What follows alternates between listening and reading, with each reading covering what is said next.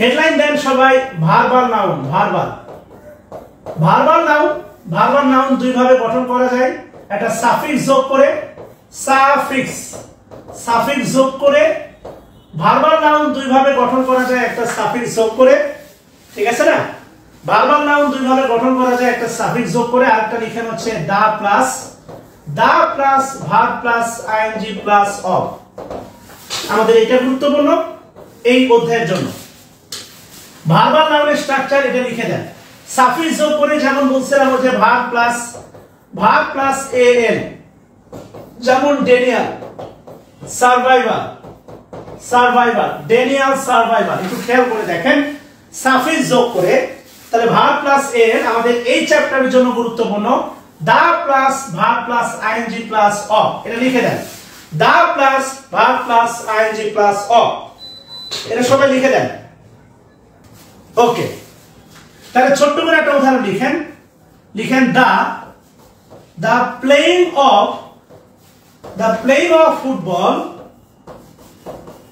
playing of football is exciting. The playing of football is exciting. কমেন্টে আবার হচ্ছে তাসিরা হয় না, তাহলে খবর আছে। The playing of football is exciting, লিখেন সবাই। The playing of football is exciting। এই ডাটা বক্স করে লিখেন সবাই ডিটারমিনার, সংক্ষেপে লিখেন ডিইটি। ডাটা বক্স করে লিখেন সবাই ডিটারমিনার, আর এই ডিটারমিনার থেকে তীর চিহ্ন দেন হচ্ছে প্লেইং এর উপর, আর এই প্লেইং এর নিচে লিখেন হচ্ছে আপনার জেরার। আর যেহেতু দা আর প্রিপজিশনের মাঝখানে আছে, এটাকে ভার্বাল নাউনও বলা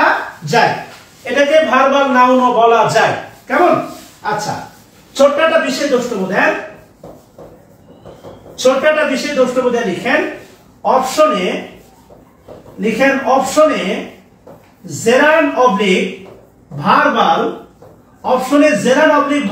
নাউন থাকলে অবশ্যই অ্যানসার করব ভার্বাল নাউন। অপশনে জেরান এবং ভার্বাল নাউন থাকলে অবশ্যই অ্যানসার করব ভার্বাল নাউন। অপশনে জেরান এবং ভার্বাল নাউন থাকলে অবশ্যই অ্যানসার করব ভার্বাল নাউন।